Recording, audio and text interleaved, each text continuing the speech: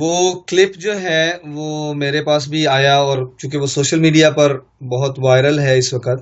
تو وہ میں نے بھی دیکھا ہے۔ تو بات یہ ہے کہ اس ویڈیو میں بھی عمران خان صاحب کا جس طرح جھکنا اور جھک کے اٹھ جانا، یا ان کی اہلیہ ساتھ تھیں، وہ دیکھنے میں مجھے تو یوں ہی محسوس ہوا کہ انہوں نے دہلیز کو بوسہ دیا ہے، کیونکہ میں نے وہاں پر دہلیز پر بوسہ دیتے ہوئے لوگوں کو دیکھا ہے۔ تو اسلامی نقطہ نظر سے، شرعی نقطہ نظر سے، یہ اس کا جواز نہیں ہے کہ یہ جائز ہو گیا ہے، یہ ناجائز، یہ نہیں ہونا چاہیے۔ سجدے کی طرف میرا نہیں دل مانتا کہ انہوں نے سجدہ، اچھا اس میں پھر یہ بھی کیا جا سکتا ہے کہ عمران خان صاحب پہلے بھی ایک مسئلہ ہوا تھا، جب انہوں نے خود وضاحت فرمائی تو پھر بات صاف ہو گئی نا، بات کلیئر ہو گئی۔ تو بات یہ کہ کیا انہوں نے ہے، اب باقی سب ہم اندازے ہی لگا رہے ہیں کہ انہوں نے سجدہ تعظیمی کیا، سجدہ عبادت کیا، یا بوسہ دیا، یہ تینوں باتیں سامنے آ رہی۔ تو جب وہ خود وضاحت کر دیں گے کہ بھائی یہ سجدہ نہیں ہے، یا یہ بوسہ نہیں ہے، یہ کیا ہے، تو پھر بات اور واضح ہو جائے گی کہ اتنی جلدی کسی کو کافر نہیں قرار دینا، اتنی جلدی کسی کے شرک کا فتویٰ نہیں دینا، کفر کا فتویٰ نہیں دینا، کہ وہ لوگ جو اس جماعت کے، اس پارٹی کے حامی ہیں، غلط کو غلط ہی سمجھنا ہے، جو ناجائز ہے وہ ناجائز ہی ہے، وہ ٹھیک، جو ٹھیک نہیں ہے وہ ٹھیک نہیں ہے، اگرچہ وہ میں نے کیا ہے یا وہ عمران خان صاحب نے کیا ہے، وہ کسی نے بھی کیا ہے، وہ ٹھیک نہیں ہے۔ سجدہ عبادت کفر ہے، سجدہ تعظیمی شرک ہے، سجدہ کرنا ناجائز ہے دونوں صورتوں میں۔ بوسہ دینا، دہلیز کو چومنا، قبروں کو چومنا، ہاں ان کا ادب ہے، ان کا احترام ہے، ان کی تعظیم ہے، لیکن سجدوں سے نہیں ہے کہ ہم اس تعظیم میں سجدے نہیں کریں گے۔ یہ چیز میں سب سے گزارش یہ کروں گا کہ اگر ان سے لا علمی میں، کم علمی میں، کم فہمی میں، یا نہ سمجھی میں، کیونکہ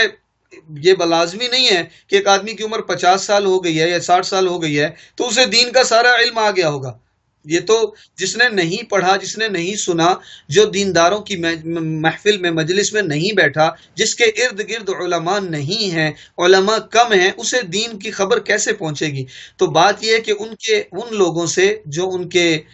چاہنے والے ہیں یا اس پارٹی کے حامی ہیں، ان سے یہ گزارش کروں گا کہ یہ جو بھی ہوا، اگرچہ انجانے میں ہوا، نہ جاننے میں ہوا، کم علمی میں ہوا، یہ غلط ہے، بہرحال یہ غلط ہے۔ اس کی ہمیں یہ ضرور مذمت کرنی ہے کہ ایسا نہیں، جائز نہیں ہے، یہ ٹھیک نہیں ہے۔ اچھا، مخالفین سے گزارش یہ کروں گا کہ مخالفت میں بھی ہمیں اس چیز کا دامن ہاتھ سے نہ چھوڑنا چاہیے کہ وہ ہر حال میں مسلمان ہیں، ان سے غلطی ہوئی ہے، ان سے یہ نہیں ہے کہ ان سے غلطی بس ہم کیمرے لگا کے بیٹھے ہوئے، ہم ہر وقت اس انتظار میں ہیں کہ انہیں ٹھوکر لگے اور ہم فوراً انہیں دائرہ اسلام سے نکالیں، تاکہ وہ کسی نہ کسی طرح نظروں میں گرا دیے جائیں۔ انہیں ذلیل کرنا مقصود ہے، اس کے لیے ہم یہ سب کچھ بھلا دیں گے کہ وہ لا الہ الا اللہ والے ہیں، وہ کلمہ گو ہیں، وہ مسلمان ہیں، اگرچہ کمزور صحیح، اگرچہ تھوڑا انہیں علم تھوڑا کم صحیح ان کا، لیکن ہم یہ سب کچھ بھلا کے بس صرف یہ دیکھیں گے کہ ہماری سیاسی چونکہ آپس میں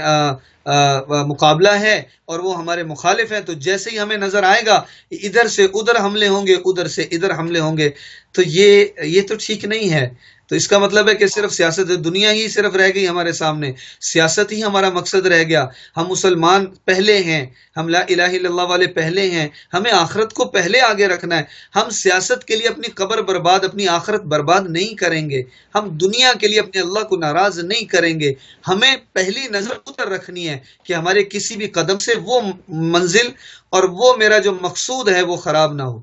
اب رہ گیا تیسرا طبقہ جو ہمارے علماء ہیں، ان سے تو میں گزارش منت ہی کر سکتا ہوں، ان کی منت سماجت ہی کر سکتا ہوں کہ ہمارے وہ حضرات کہ جو دنیا میں اچھا مقام رکھتے ہیں، جنہیں دنیا کے کسی بھی حوالے سے، جنہیں دنیاوی عزت ملی ہے، دنیاوی مقام ہے ان کے پاس، دنیاوی عہدے ہیں ان کے پاس۔ اللہ کے نبی صلی اللہ علیہ وسلم نے فرمایا انزل الناس منازلہم، کہ لوگوں کو ان کے دنیاوی عہدوں کا بھی خیال رکھنا ہے،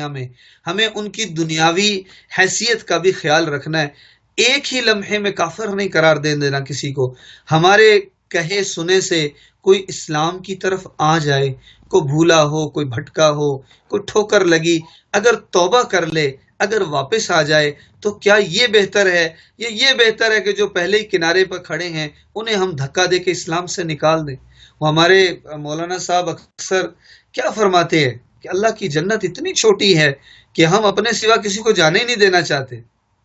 ہم اسی بنیاد پر بیٹھے ہیں کہ بس فوراً کوئی غلطی ہو اور کفر، بس یہ تو کافر، یہ تو مسلمان نہیں، یہ تو مشرک، یہ تو اسلام سے خارج، یہ تو ختم. یہ یہ یہ مزاج ٹھیک نہیں ہے. ہمیں امت کو جو اس وقت امت کو جوڑنا ہے، امت کو متحد کرنا ہے، اور امت کو امت پنا امت میں لے کر آنا ہے کہ ہم سب اپنے فروعی اختلافات کے ہوتے ہوئے اپنے علماء کے آپس میں فقہا کے اختلافی جو مسائل ہیں ان کے وجود کے باوجود ہم آپس میں محبت رکھیں، احترام ہو، ایک دوسرے کی بات کو سنا جائے، لیا جائے، پھر اگر کوئی اختلاف ہو تو اسے ادب کے ساتھ ایک دوسرے تک پہنچایا جائے. نہ یہ کہ میں یہ سوچ رہا ہوں کہ عمران خان صاحب تک جب یہ بات پہنچے گی، میں اب ذاتی ایک بات آپ سے عرض کرنے لگا ہوں کہ ان کے دل پہ کیا گزرے گی کہ یہ مولوی، یہ جو دیندار طبقہ ہے، یہ ایسا ہی ہوتا ہے کہ اگر میں نے غلط کیا تو بجائے مجھ تک کوئی پیغام پہنچتا، مجھے کوئی میسج ملتا، مجھ تک کوئی وفد آتا،